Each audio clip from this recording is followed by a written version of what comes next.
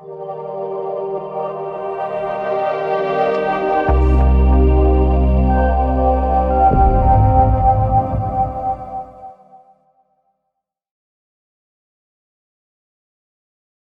everyone, I am Monica who will be your moderator for this talk. Our first talk will be about the Global Health Education Reimagined, a case study of Wayne State University Global and Urban Health Equity Program.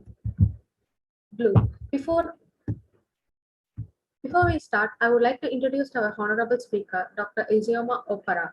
Dr. Opara MD is an internationally recognized double board certified physician, public health professional, speaker, and consultant. She helps communities, organizations, and systems solve the problem of creating equitable, just, anti-racist, and decolonized environment in order to achieve their mission and meet their bottom line. She sent us Black and Indigenous African brilliant solutions and library in her asset-based work as an educator, activist, scientist, and clinician. She has created and led various programs catered towards graduate education in health equity. She has received significant recognition by her peers and nationality for her tireless effort towards bringing the gap and raising awareness on racial disparities exacerbated by the COVID-19 pandemic.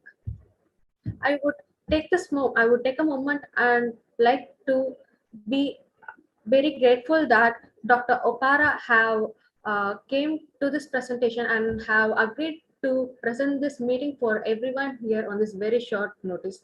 Thank you so much, ma'am.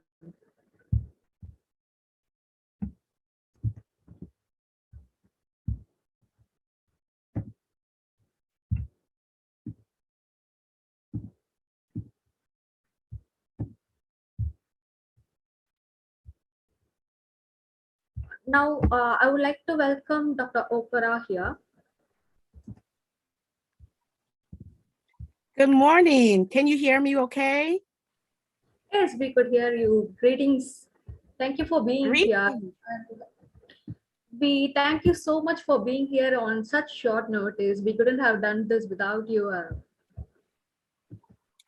Thank you. It's my pleasure. You know, you may not believe this, but I was a student at one point.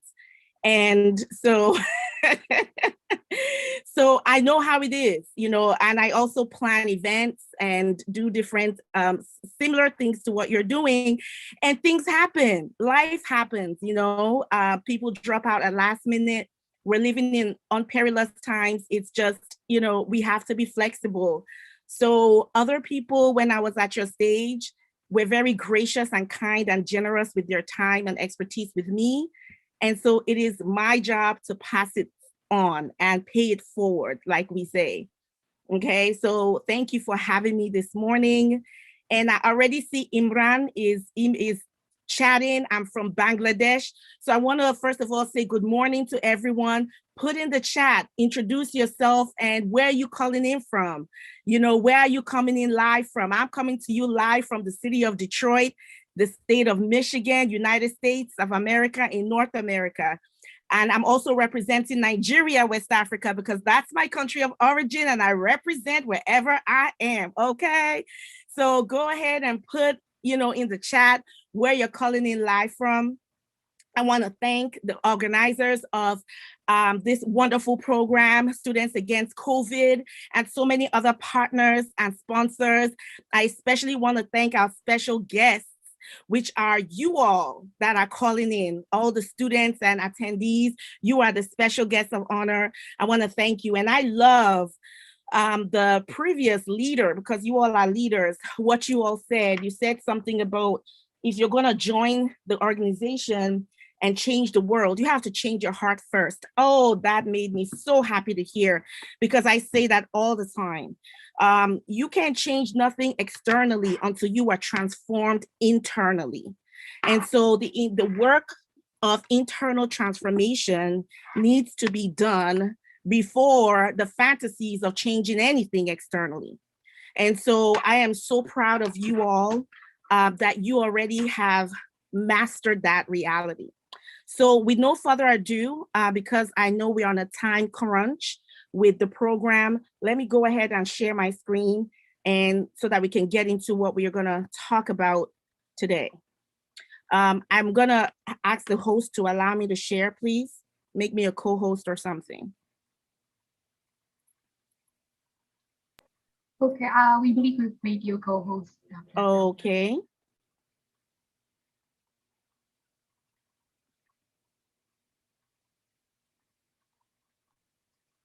Okay, great. And just so you know, sometimes I don't have the best, what do you call it, Wi-Fi, because my office is in the basement and sometimes I don't get the best, reception. So if you can't hear me at any time, please don't hesitate to let me know. You can either send me a chat or a buzz or just interrupt me, or you can text me. Marina has my number, so you can text me and let me know. So my wonderful people, my good people, we are here to talk about today. I am, like was said earlier, Monica talked about, I was invited into this just yesterday because there was a change in plans. So I did the best I could to come up with this conversation, this discussion, and I hope that it meets the expectations, and that at the end of the day that you all get incredible value from it, and that you take away something tangible that will make you a more powerful global health advocate, professional, leader, in whatever area of field that you are interested in, serving within the field of what we call global health, and I believe is going to actually change its name. I believe there is a movement to reimagine global health in a way that includes even the reimagination of what we call it.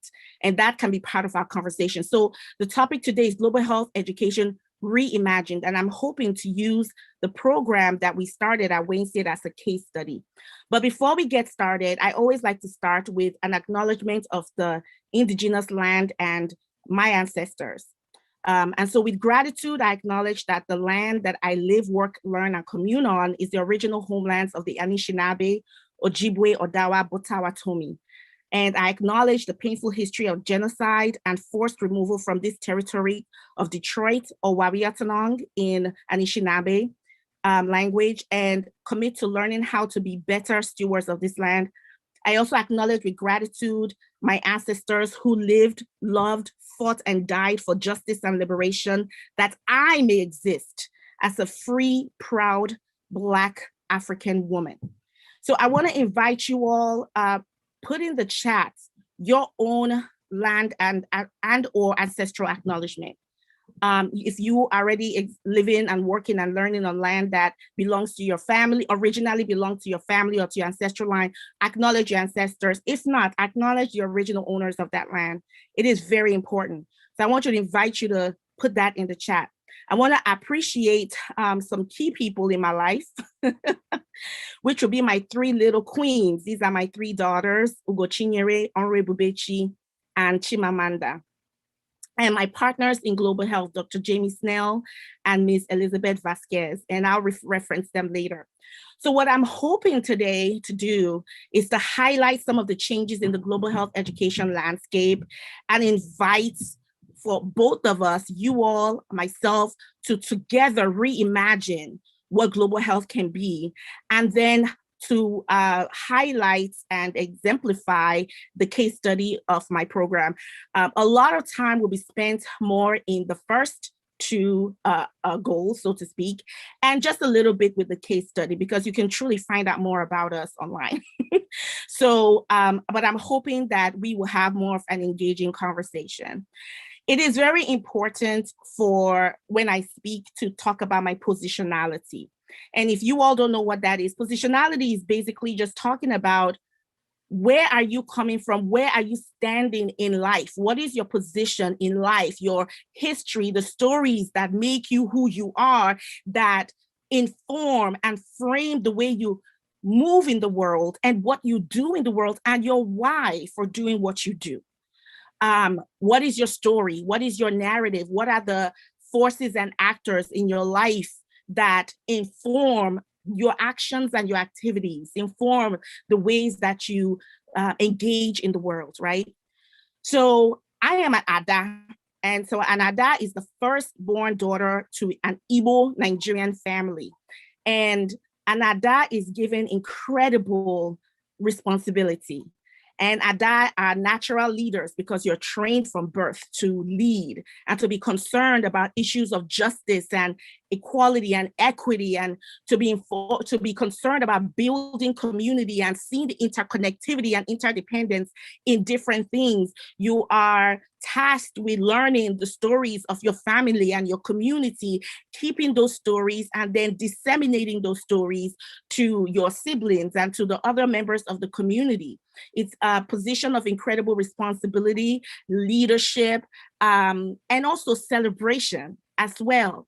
It's a special position, and it has informed many of the reasons why I engage in the work that I do. Both my parents survived the Biafra Nigerian Civil War and were very active, particularly my father, even in that war as a young person. So, and that issue is still an issue of consternation in my country, Nigeria, today. There is still opportunity for truth and reconciliation to occur in that nation as it regards to many of the issues and the vestiges of that conflict, of that war.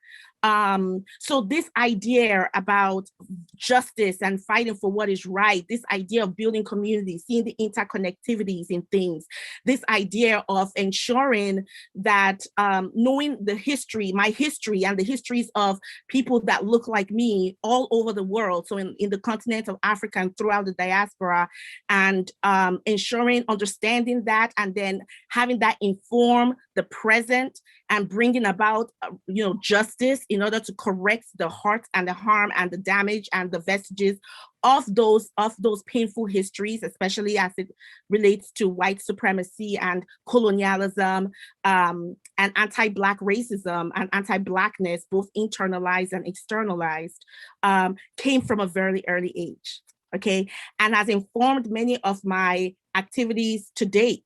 And so some of the activities I listed here in terms of my role in global health, so I hold leadership positions in the Consortium of Universities for Global Health, CUGH, as I think was mentioned earlier, the American College for Academic International Medicine, the Accreditation Council for International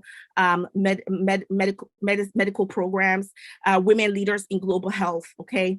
I also am the co-founder of our Global Health Alliance and Global Urban Health Equity Program, which I'll be talking about today, and also the co-founding director for both, including health equity justice in medicine and our social that deals and focuses on training of medical students and health professional students, residents, faculty in social and structural determinants of health.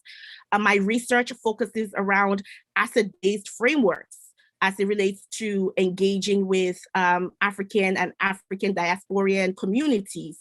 I'm particularly engaged in a bi-directional research project between us in Detroit and Ruli, Rwanda, called the Hope Project with Robert Wood Johnson Foundation. I'm on the editorial board for PLOS, or Public Library of Science, PLOS Global Public Health Journal, which is a new journal. And I encourage you all to submit, okay, because we are taking submissions now. And I'm the co-section editor for Racism and Health. And in my clinical practice, as an internal medicine and pediatric double board certified physician, I take care of people made vulnerable. So many of our patient panels are poor, lower socioeconomic status, people of immigrant backgrounds, and African Americans who are also in where in our area are poor and have other negative social determinants of health. But my focus is to leverage the positive social determinants of health, those assets that they have, in order to leverage that to positively impact their health outcomes. Because again, as someone who practices what I call liberation medicine, I do not operate from a deficit standpoint. I operate from a asset-based standpoint and a standpoint of strength. And that's part of what it means to decolonize medicine. And we'll talk about that as we go forward. So what I want to invite you all to do, and I'm going to do the best. I'm not always the best with this, okay? But I'm going to do my best to kind of juggle back and forth. And that is, I want you all to react, okay? Throughout this conversation, I want you all to be reacting in the chat because there are 267 and counting people on the call. Usually in my conversations, in my discussions, they tend to be very interactive. I have people on what's the word, on mute and talk and things like that. But I think that this needs to be more of a controlled environment, and the organizers, I'm sure, agree. And it sounds like what I can tell is that's what they're trying to do. So if I have you all on mute, it might get chaotic quickly. And I know you all are calling from different parts of the world. So what I want you to do is to go gangbusters on the chat. That means just use the chat freely. And I'm going to do the best I can to be checking in on the chat and going from there. So, and now that I said that, I'm actually going to look at the chat really quickly and see Ngige Azuka. I'm going to be calling folk out. Hi from Nigeria. Hi. Mohammed, hi from Northern Cyprus. Shout out to Ruksha from Pakistan. Shout out to Diva from Indonesia. Shout out to Fortune, who can't hear anything, and I hope somebody can help her out with that. Shout out to Samantha from Indonesia. Shout out to Hafsa from Kenya. Ken, who is already proud to be a Nigerian. All right, honey. Look, we stay proud. Yasmin is Iraqi and living there. And shout out to you, my dear. Aliyah from Morocco. Arshia, I see you. Hello. Hello, Michelle from Zimbabwe, and so on and so forth. So greetings to everybody. Nabila from India. From Egypt, I see Nurhan. Faiza from India. Shout out, shout out, shout out. Albania, Zorka. Oh, sorry, Zorka is from Hungary and Blesta is from Albania. Yeah, I see you, Mohammed from Sudan. So shout out to all y'all, all 268 of y'all, okay? So continue to use the chat because I'll be asking questions and I'm inviting you to answer in the chat, and I'll do my best and, to ensure that I'm checking in. All right, Eniola, I see you, girl. I see y'all. All right, beautiful. I love it. I already love the engagement. So I want to invite you to react, okay? And by react, I mean reflect, engage, and act. All right. So I'm hoping that as we have this conversation, we will be reflecting together. You'll be engaging in the chat and with each other. Okay. And that at the end of it all, that you will be action oriented. So I want to start with this. I don't know how many of y'all put in the chat if you all have seen this article. I believe this was published yesterday. If yesterday was the 14th, I believe, then it was. I want to invite y'all to think about this. This was published by Dr. Tedros. Okay, you all should know Dr. Tedros Ghebreyesus, who is the WHO Director General, right? And this article that he wrote for Time Magazine, why there should be a moratorium on COVID-19 booster shots until low-income countries get vaccinated. I want you to think about that. And he wrote this wonderful, it's actually not it's a pretty good article. And I want to invite you, if you haven't seen this, please check it out. But if you have, I want you to put in the chat what you thought about some of the issues that came up in this article and reflecting on, what's going on right now in terms of COVID-19, the pandemic, but also particularly the vaccine, in terms of the distribution of the vaccine, both in your country, but also worldwide. What are your thoughts about this? And we're going to revisit this in a second. But I want you to just kind of think about it and put your reactions oh, great, Michelle, you saw it. Princess has seen it as well. So Michelle, Princess, put in the chat, like, what were your thoughts? What issues came up for you? And you don't have to write a glorious, a soliloquy, just words, just little words here to you. And thank you, Fadele. You like my smile. I like your smile too, my dear. Thank you. So yeah, what people are getting ill after vaccination. Okay, I'm thinking that's what's happening in vaccination. Right. I mean, in your country, people are getting ill. Okay, all right, I see that. Princess, it says vaccine inequity, shit it on the head. Okay.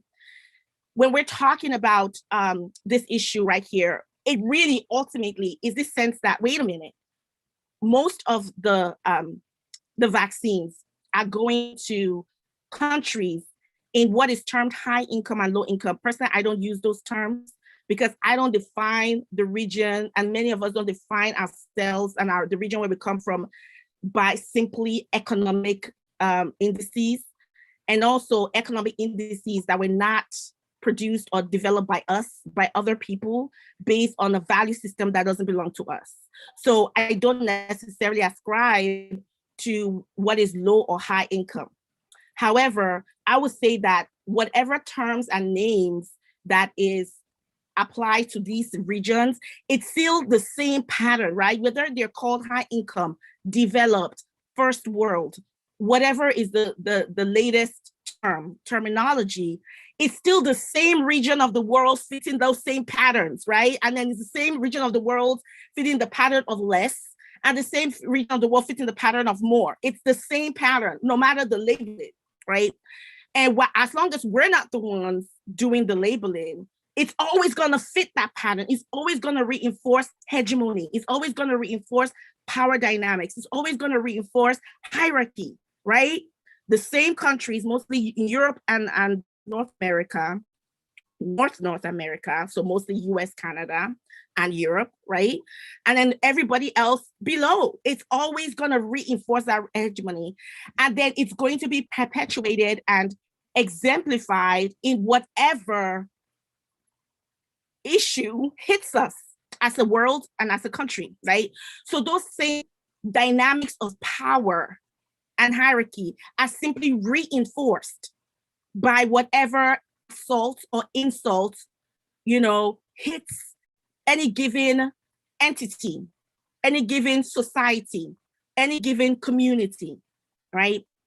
And regardless of what you label it, the issue isn't the name, it's what the name implies and reinforces. And then what it implies and reinforces shows up in real life, in very real things like vaccine inequity, like Princess just said. So this issue about the certain part of the world hoarding most of the vaccines while the rest of the world is still struggling to get shot number one. And then that same part of the world, which again, there is some complexity, right? Because we understand vaccine hesitancy, vaccine resistance, and disinformation are also dynamics impacting on who is getting the vaccine, even in these so-called high-income countries, okay? However, or high debt countries, because again, a lot of these countries that are high income are also high debt. So again, who is defining what is wealth, what is resource rich? Again, it's an issue of power, because the same countries that are high income are the ones most in debt. So that's the point that I was trying to make about power differentials. But anyway, going back to the point, even in those countries, like the country I'm in, which is the US, right? Not everybody's getting the vaccine. Some of them, because there is inequitable vaccine distribution, and so there's just poor access from poor public health, like planning and implementation. But shout out to all the people that are doing great work to correct that, okay? So always shouting out. However, when compared to, again, the rest of the world in general, it's not the same. Folks are here getting 2 shots and not about to get a third, while there are folks in other parts of the world that have not even gotten number 1, even though they're waiting, like these folks in this picture. And what becomes important is why? Why? Right? Because oftentimes in global health, what happens is that we are just making these observations and then we note them and then we try to fix them. But those things are really just symptoms. They're the fruit of a poison tree. And if you don't address the poison tree, if you don't address the root, honey, that tree is just going to keep bearing bad fruit on and on again. While you're out here just trying to cut off the fruit, you're dealing with the symptoms. You haven't addressed the pathology. So that is, I want you to just kind of sit with that as we have the rest of the conversation, because I want you to massage those thoughts. And for those that did read it, like Princess, okay, what was missing in that piece in that article. What should have been said? What could have been said, right? So I want you to sit with that and reflect. Remember, we are reacting throughout. We are reflecting, we're engaging, and we are building action throughout this conversation. And this is the first of that. So I just want to visit the thread for a little. I want to encourage you all to interact with each other. You know, I might not be able to get to all the threads because I want to be able to get through the talk before, you know, before time. So I want to also encourage y'all to interact with each other because I might not answer everything right in real time, but I do want to visit it real quick. Yasmin says, in my country, they are forcing it. They said, if you're not vaccinated, you can't travel. That's true. Sarah says, I feel ashamed to say I took my shot mainly for the traveling reasons. I consoled myself that vaccine is not only doing good to me, but cannot blame anyone. The world is at stake. You got to cherish whatever is available around you. You cannot take chances at times like this. Well, Sarah, I just want to say I love you for being so vulnerable. We can't afford shame. Let me tell you something. I got my vaccine months after. I got my I forget, was it January or February? Months after it was available. Because I wanted to learn more. I didn't know enough, even as a doctor and a scientist. I had to do my due diligence. And I also was, again, because I do a lot of work in anti-racism and liberation, anti-colonialism. So I had to make sure that funny business wasn't going on either. So please, Sarah, don't be ashamed. You got your shot. I don't care what the reason was for it. You got it. And now you're protected and you're protecting other people. You're great. However, we get to the right answer, some of us, our journeys are all different. Some of us come straight through, some of us go like this, because we all have different life experiences. The point is that we get there. So do not feel any shame. And thank you for getting vaccinated. So when you hear global health, what do you think? Now put that in the chat. What is global health? What is it? Put it in the chat, what it is. So at a conference in 2000, in the 2000s, way back when, in the 2000s, there was a conference where Copeland and a bunch of other folk, and of course it was part of the CUGH, Consortium of Universities of Global Health, you know, came together, and they defined global health as a field of study, research, and practice that places the priority of achieving equity in health for all people, involving multiple disciplines within and beyond the health sciences, and is a synthesis of population-based prevention and individual-level clinical care, promoting interdisciplinary collaboration. Like many of you all, I was made to understand that we have medical students and nursing students and pharmacy and all kinds of folks. I love that. So promoting interdisciplinary collaboration and emphasizing transnational health issues and determinants of health, okay? So that was that definition. However, there was another doctor, an African doctor, and I think it was a Kenyan doctor, but I want to say African doctor because I'm not 100% sure, but I think it was a Kenyan doctor. Oh, it was a Kenyan doctor. And at that same meeting, he offered an alternative definition. Said, well, is it a concept fabricated by quote unquote developed countries? Because again, what really is development, really? What are the metrics of development and who gets to set those standards, right? But so by developed countries to explain what is regular practice in developing countries. So I have a wonderful colleague that I'm working with, and she wrote a great paper, which I'm happy to share later. Excuse me, Emily Besson. And she wrote a great paper in the Lancet.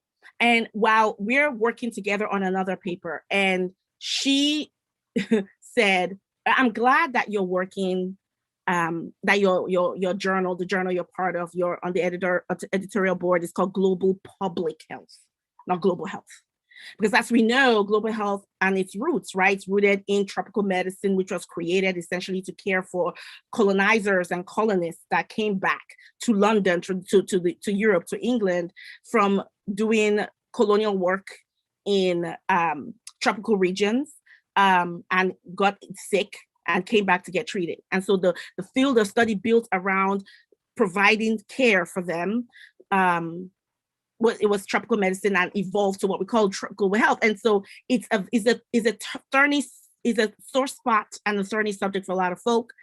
And that's why this Kenyan doctor said, wait a minute, it's just describing what we all do, everywhere, every day in our countries. And my friend, Emily, saying like, again, it's not a standard one thing, so to say global public health makes more sense to me because you're describing what is public health and what is health and healthcare in different contexts all over the world.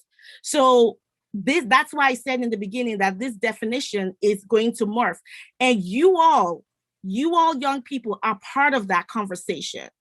You, especially those of you that do not live in Europe and or North America.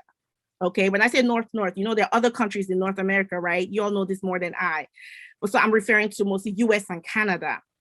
But the rest of the folks, that's what I'm referring to. Of course, there are other countries in North America, the North American continent. So I am mostly referring to US and Canada. And so those of us that are from not those areas need to be part of reimagining and redefining what this field what it's going to look like and what it's going to be called. I have another friend, Dr. Yao, who's Ghanaian, a PhD scientist, brilliant guy. And he basically defines global health. Is health practiced in 2/3 of the world, in most of the world, majority of the world is what folks in, again, North America and Europe call global health. So it begs the idea of who gets to define what within this field. And so the lines are blurred because global health oftentimes it tends to refer, like when we use it in the ways that we use it, especially in the US and Europe, right? Global health, health that happens over there, wherever over there is, right? Over in Africa, right? Because Africa is usually called as a country, right? When it's not. I hope we know that. Right? Over that's happening in Asia, over there happening in India, over there happening elsewhere. And then those of us that are from there are like, so what do you call health happening in Europe? What is that called? Just health? So there is a lot of lines that are blurred, and now what is being raised as to, wait a minute, please understand that global health is what's happening in Detroit. Global health is what's happening in New York City. Global health is what's happening in Belgium. Global health is what's happening in London. Global health is what's happening in Windsor. Global health is what's happening everywhere in the world. This is not, so global and local is all global, right? And so the lines are being blurred. So whether it's this, which is healthcare that is happening in a community in Accra, Ghana, right? Whether it's this, which is healthcare that is happening in northern Nigeria, whether it's this, which is healthcare that's happening in southern United States of America, believe it or not, right? This is free healthcare, free clinic that has been set up outside to care for millions of people who do not have health insurance and are very unhealthy in what is usually tagged as the richest country in the world, which, like I said, is also the country with the highest debt. So who is defining wealth, right? But again, this same scenario, is this scenario, right? Same here. These are people in, I believe, Virginia that are waiting in line. They've been waiting. They come very super early in the morning, like early o'clock, sometimes the previous day, to stand in line waiting for free healthcare in the United States, right? Is this understanding that 44 million Americans are living in poverty, that in locations where we usually like, well, global health is happening over there. No, it's happening right here. That those dynamics of power, those structural and systemic issues of poverty, of isms, racism, sexism, capitalism, all this business, these are global, truly global geopolitical forces impacting upon people's health and well-being. And it's happening everywhere. So there is a blurring of the lines. And so in the reimagination of global health and the way we teach global health education, this needs to be very concretely said, and which is why those of you out in the audience, especially those of you living in 2/3 of the world, majority of the world, need to be part of the reimagination, the redefinition, the reconstruction of global health. What it's going to be called, because it's probably not going to be called global health in a minute, what it's going to look like, and what it's going to do. So let's talk about reconstructing global health education. And this is a picture from one of my classes. That's me. That's before I had my third baby. So I was like 500 and 4,900 pounds lighter, or for some of you, kilos. I have these 3 little ones, and I now look like a mother. But then I didn't. I was really cute and petite. But now is a whole different story. But this is one of my classes, and I was talking about social determinants of health in global health space in this class. And so I just wanted to give you that visual, okay? And so what is beginning to happen in terms of the reconstruction and the reimagination of global health and the ways that we teach it is to decolonize it. And you all are aware of this decolonizing global health movement, right? And so I want you to put in the chat, what does this mean to you? Just use words, okay? Again, when I say use words, like what else are you going to use? Pictures? If you can, use pictures. But if you can't, just use like simple words, 1 or 2 words. Like I said, I mean, if you want to write paragraphs, I love, but it's always nice to just have, simple words that just 1 or 2, not more than 3 word reflections on, what this means as we reconstruct, global health and global health education. And so Shubham, thank you. You said you like my energy and enthusiasm. You are awesome. Thank you so much. Universal healthcare coverage. Yes. Health is for all. Okay. Yes. Non-patronizing healthcare. I love it. Yes. You are still so cute. Thank you, Anan. You're awesome. You're still pretty old. Look at you. Y'all need to come and stay with me forever because honestly, come on, let's be real. I need you in my life. Okay. So absolutely. Okay. And the organizers have reminded me that I'm close to time. And so it's everything you all said. Keep putting it in the chat. Okay. Because I'm going to review this chat at the end. I'm going to ask the organizers to send to me so that I can reflect on, again, when I teach, I learn too. So that's very important to me. So yeah, it means that these mission trips and mission projects, which are 100% a vestige of colonial practice, where folks we're on a quote unquote mission to save Black people and Natives for Jesus and for making money for white people, right? And making money to develop Europe and Africa and North America, right? Like that was the mission.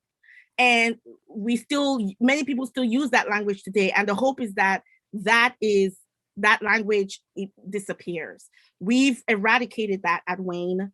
And so that becomes very important, the name and what it does or what it means, right? So that becomes important. And even inside country, eradicating that name.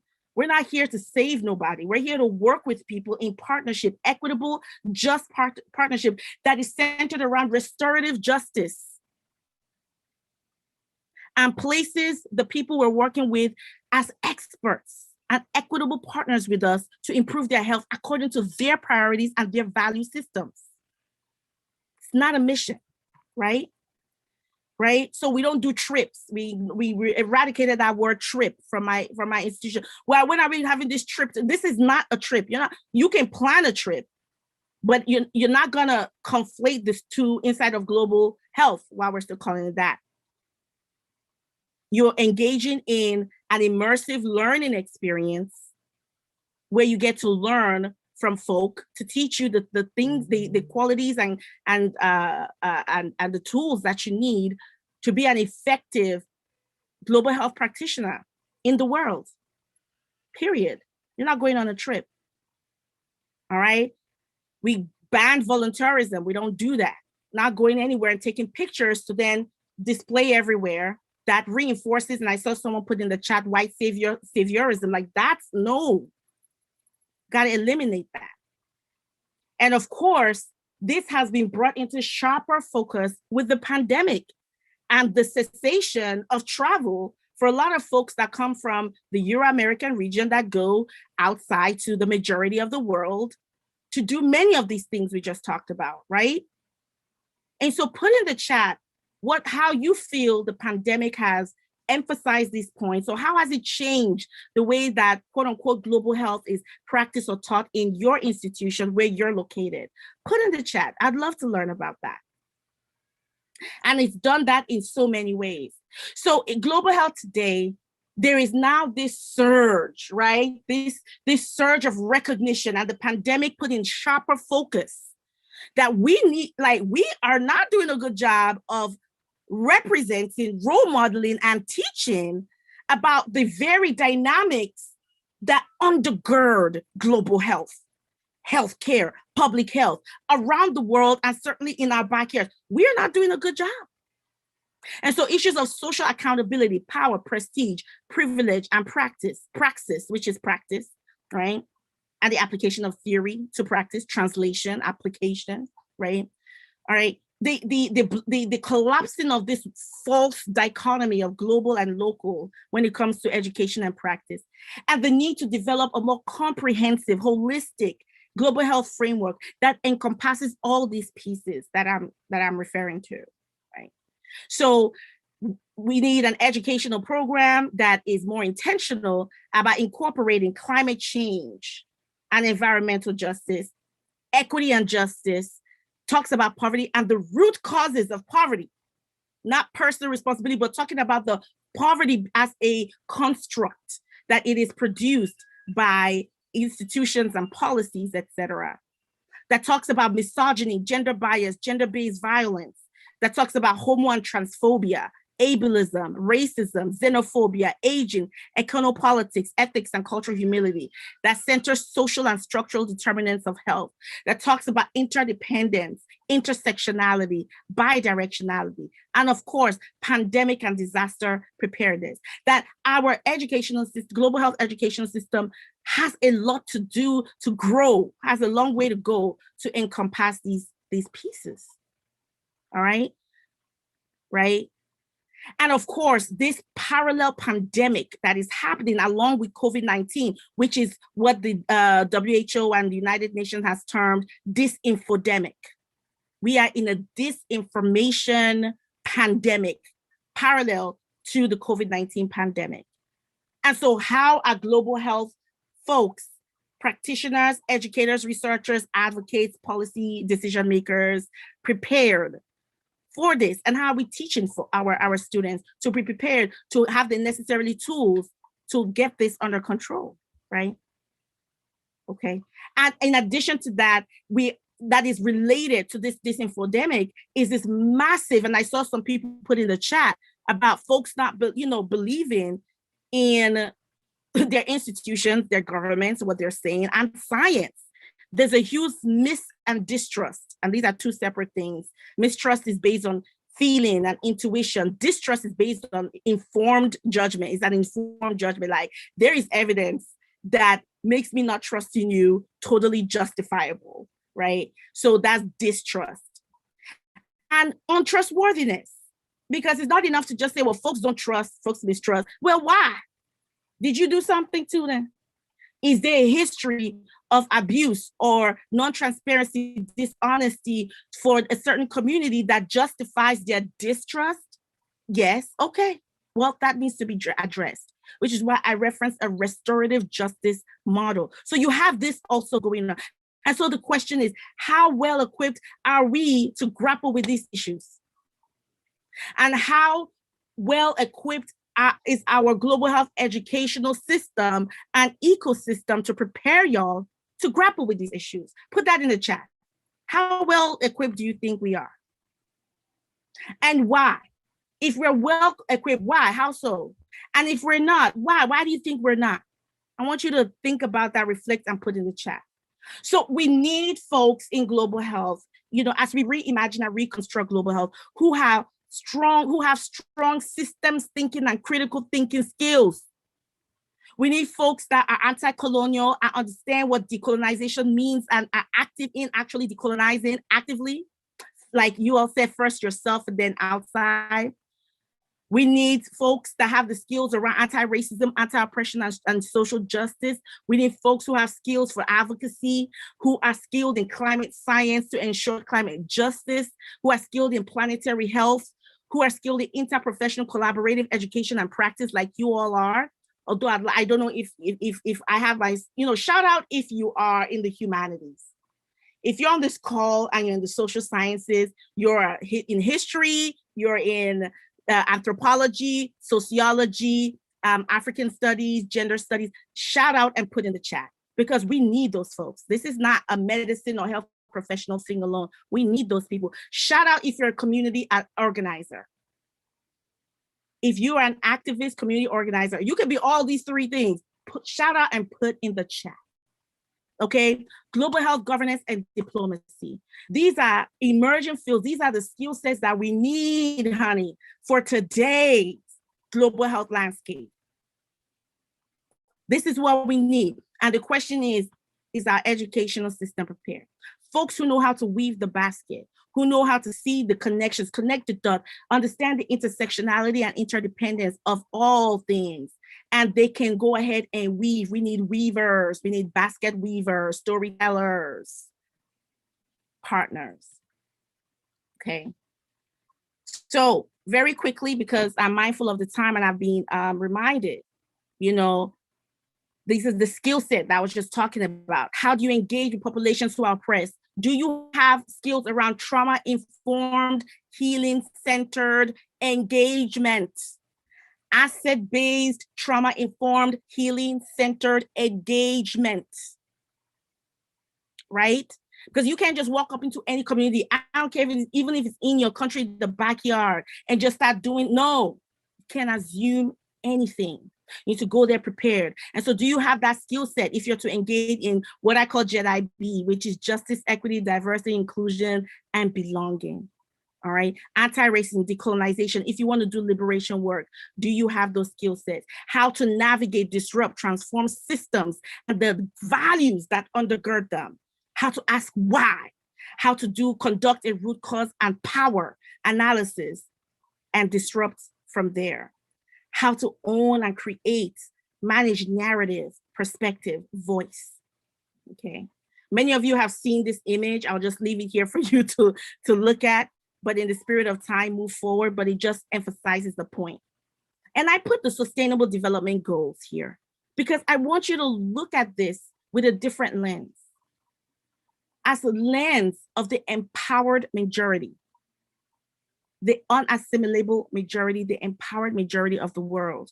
When you review this SDGs, does it reflect the values? Does it reflect the principles that are required to actually bring this about? What does it mean within your context? And it's so important that we contextualize global. We're talking about global health, but there is no one size fits all. You have to contextualize it to where you are. And I'm understanding that I'm speaking from a location in the city of Detroit in the US, right, in the state of Michigan, with a background in Nigeria, West Africa. But you all are from so many places, Indonesia and India. No, there's a rich history where you're from. Do you know that? Are you familiar with that? Your own story and the story of the community around you. And knowing that, how do you translate these SDGs from a decolonized perspective, from a reimagined perspective? So what is your context? What is development for you in your context? What does it even mean for you? Not what the UN or the WHO or whomever said. What do your people define as developed? If you have strong communal bonds, familial bonds, is that development? If you have an economic system where people are not in debt, you pay cash for what you have and you keep it and you own it. And if you lose your job today, you're not afraid that anyone's going to come and take your stuff. Is that development? If you have low stress levels, is that development? How would you redefine these things? What is civilization? I want you to put that in the chat, okay? And many of these, as we reimagine and we reconstruct, are going to come up in the ways I've started to see some of you all in the chat say. Universal health care, creating a social safety net, how family-centeredness and communality, how do we translate those value systems, those indigenous, local, contextualized value systems, principles that undergird who we are into policy, into practice as it relates to health, healthcare, and public health. What would that look like, right? And it would look like some of the things you all have said: stronger social safety net, government policies that emphasize environmental and ecosystem justice, climate justice, gender equity, of course, racial equity, of course, equity among those our LGBTQIA brothers and sisters, primary healthcare that's preventive, right? We will address head-on the roots of liberalism, globalization, and consumerism, and how is the impact, the true whole impact is having on our different locations. So, what would you redefine? How would you redefine global health as it currently exists? What inside of global health as it currently exists would you change? Would you redefine? Put that in the chat. I will move on. Okay.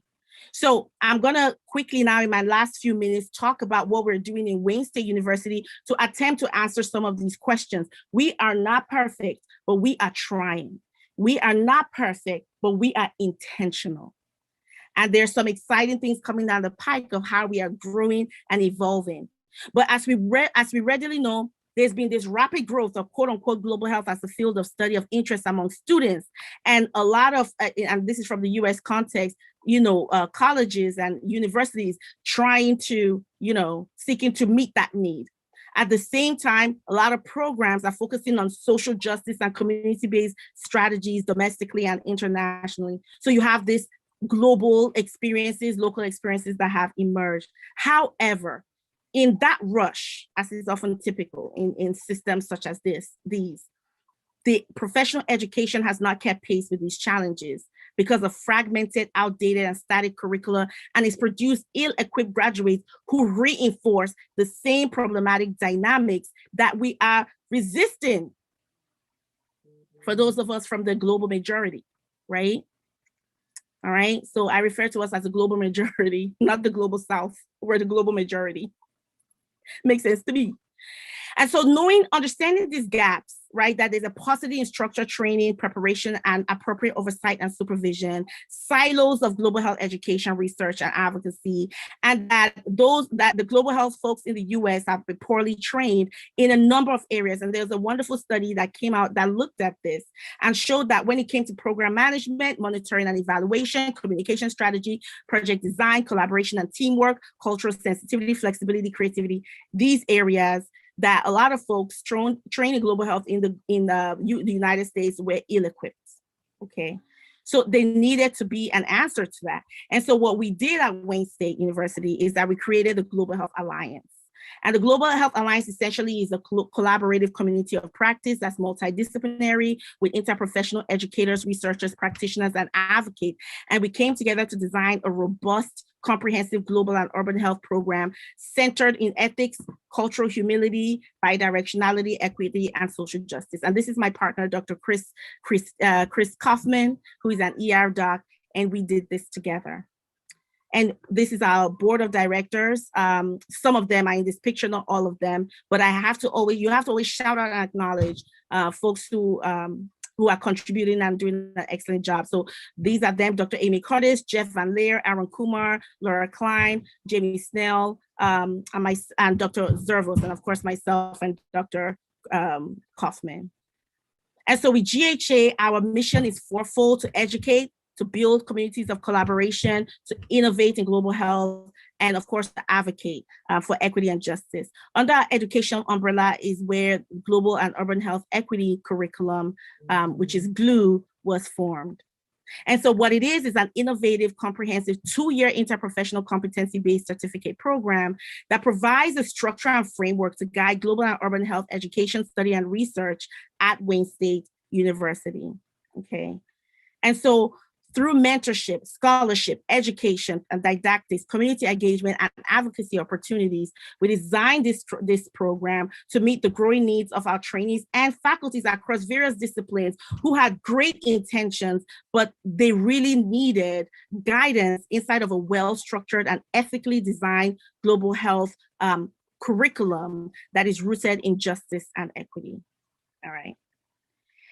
And I'll skip this page, but understand it has been recognized as really a best practice model. Okay, and yeah, don't worry about this. And so the values and principles that we really espouse is that it's community driven and prioritized, ethical, equitable, just, humble and proficient, culturally humble and proficient, creative, interprofessional, and it focuses on assets. And the other piece is that joy. My purpose in life is to embody joy and fight for justice. To embody joy, forgive the noise, those are my kids. Children with children, right? To embody joy and fight for justice. So in everything that I do, I ensure that those two components are represented. And so GLUE, we try to imbue joy in the way that we designed the program. This is just a sample piece. It is competency-based from the CUGH's toolkit, which is available online.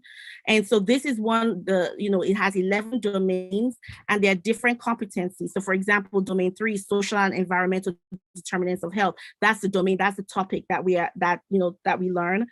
And under that is the competency. So what do we want them to be able to do as a result of learning about social and environmental determinants of health? So I'll just talk about 3A, domain 3A. Describe how cultural context influences perceptions of health and disease. So that's one of the competencies. And then the toolkit is really wonderful. And I'm part of the subcommittee that produced this toolkit. I didn't contribute to this toolkit. I came in after it was produced, but I'm helping support it now. But it provides teaching strategies and resources, and websites, articles, books, and study questions. It's a wonderful comprehensive toolkit for teaching global health. The area that this book also needs to be decolonized because it was developed here in the US, Canada, based setting, and they need more information. It's in English, the language of it. So there's tons of opportunity.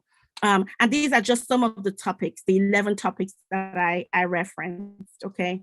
We have monthly seminar series. It goes from August to May, it's 2-year long in the evenings. We have a didactic overview. They get a pre-assignment. There's a guest speaker from the community, from different professional backgrounds from all over the world. And then there's a small group engaging interactive, activity, okay? Our partners are local and international. Our local partners are Freedom House Detroit, which myself and Dr. Jamie I talked about earlier, our mentor over this partnership. And inside of this partnership are capstone projects that our scholars work with in partnership with the partner agency. This is Pardati in India, which is led by Dr. Kumar.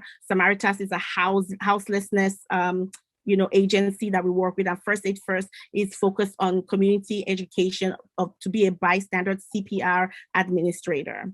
All right. We also have different partners in the region in Detroit. So we have Henry Ford Health System, the Global Health Initiative. We work with CUGH. We work with the World Health Student Organization, CISG in Costa Rica, and Child Family Health International. And we're very proud that we created a Global Health Research and Fieldwork Practice Summer Institute that had to go online last year because of the pandemic. And currently we're trying to figure out how it's going to look as things are shifting with the pandemic. We've been very fortunate to disseminate this at various conferences locally and also internationally with CUGH, Unite for Sight, and American College of Academic International Medicine. And we've also published on this. We've also used, of course, social media. So we have YouTube videos. You can find that online. And we're proud of the 3 cohorts we have graduated. And this is our first cohort that we graduate, and they get this beautiful certificate, okay? So we've spoken a lot. I want us to take a minute, I'm looking at the time, to just breathe.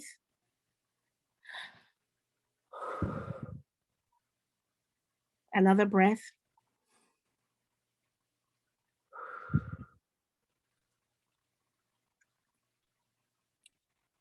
And I want us to think back on that first case, okay? Now that we've had this conversation and we think about, this case about certain countries, first of all, hoarding of the vaccine through manipulation of vaccine patents, and their different sort of trade policies and very problematic dynamics at play, right? And then secondly, moving forward to getting another booster shot while there are people in other parts of the world that haven't even gotten shot one. And while there are people in the same countries who haven't gotten shot one, right? What does that mean today? And you as a global health student, what can you do to address the underlying, undergirding dynamics of power and privilege, right, that are rooted in white supremacy and colonialism? We have to call it out because it is true. And if you don't call it, you can't deal with it. You can't resolve it. And so what I want us to get to that third part, because we talked about react, reflect, engage, and react, and think and act. And you all have been outstanding engagers. Oh my God, amazing. Thank you so much. I can't wait to go through the chat. And now this is a conversation about action. And so what can you do? And put this in the chat from an action standpoint to take the reimagination of global health from imagination to construction in its name, in what it does and what it looks like, to begin to address specific issues such as vaccine inequity and vaccine injustice with the pandemic. And so with that, while you think through, I want to thank you for this time. Thank the organizers. It's right at the minute of 11. You can email me. You can check GHA and GLUE out on the website, wsugha.org. You can email me, innodim@wayne.edu, and you can follow me and or direct message me on social media. And this is my handle at INNODIM at Twitter and Instagram. I'm also on LinkedIn. And so thank you again. And if the moderators are okay with entertaining some questions, I'm very happy to stay and take them. And while you're thinking about that, I'm going to start looking at the chat. So thanks again. Thank you, Dr. Opara. That was very insightful presentation. And I have to tell you this on behalf of everyone. We loved your energy. We loved your vibe. We loved your positivity. And thank you again for this beautiful, wonderful presentation that you have given us. So we have compiled several questions asked by our participants in our registration form and the chat box. So if you are all right with that, can we go ahead? Mm-hmm. Of course. Thank you. And thank you so much for the kind words. Yeah, oh, my pleasure. So the first question. The first question is from Mikhail Atip, Indonesia. Their question is, how should we implement global health in the medical curriculum of medical schools in the global south? And so the question is, how should we implement global health in medical curricula of medical schools in the global south? Pardon me. I think the first step, thank you, Mikhail. Thank you. And I hope I'm pronouncing your name correctly. Okay, names are important. So if I mispronounce it, please teach me. You put it in the chat with the phonetic spelling, okay? Names are very important. So I would say the first step is in the global majority, because again, I don't use the word global south. In the global majority, we need to first of all define for ourselves what health is or what global health, what does it mean for us? So you will have to define for yourself in Indonesia, what is your community definition of global health mean? What does that mean? I think that's the first step. And that's why this talk is titled Reimagination. These are very fundamental transformations. We're in a transformative time. So it is an opportunity we have to redefine the things that we have accepted or believed to be true. And that's just how things are for so long. So first of all, does the term even global health make sense to you? Right? So you in your community would need to define what that means. And then based that definition, that reimagining and definition, then go through the process, because every medical school has sort of like a curriculum process. I know at Wayne, Wayne State, if you have any curricular changes or proposals, there's a committee on curricula, right? That you have to sort of go through. There's a vice dean of medical education that you can, if you have, so whoever is on top, who is in charge of your medical education, I would first of all talk to them, let them know sort of what you're thinking, get that buy-in, get that partnership, and then walk through the process. Find out in your school, what is the process to implement curricular change, right? And get that buy-in and support from your dean or vice dean or director or whatever that position is in your school and in your context for how to then engage in curricular change. But before you even start that process, you have to be very clear what that looks like and what that means to you. You have to get you have to figure out who are the stakeholders, get the buy-in of all stakeholders. And by stakeholders, the first and most important people are the communities we serve. They are the number one. What are their thoughts on the ways that the doctors or healthcare professionals that take care of them, what are their thoughts on what are the qualities that they want from them? What does that mean and look like? And then from there, once you create that buy-in, you create that swell of support, you're very clear on the imagination and what it means and looks like. You talk to other folks that are doing the same work and you build that coalition. And inside of that, you can then start the process of reviewing your curriculum as it currently stands, and then how it can adjust or change, or how your proposal can then be integrated into your medical school curriculum. So I would say, so that's what I would say, and definitely lean on the students against COVID to as a support, because I know there are wonderful leaders who have done similar things at their institutions that can offer a lot of insight. Thank you, Dr. Opara, for answering our questions. And all the remaining questions will be sent to Dr. Opara personally, and we'll get the answers then. And I have to Monica, if you don't mind, just very quick, because I see how to join Glue. Just go to the website, Ken and Victor. Just go to wsugha.org and and go and just start from there. And you can also reach out to me. So some of these things, just reach out to me on social media. Follow me, join me, whatever it is, and so that you can DM me, and I'm happy to connect you, okay, and go from there. Thank you again. And it has truly been our honor to host you in our session. We believe the talk was very insightful for our participants as we learn more about global health and the social and the education regarding this.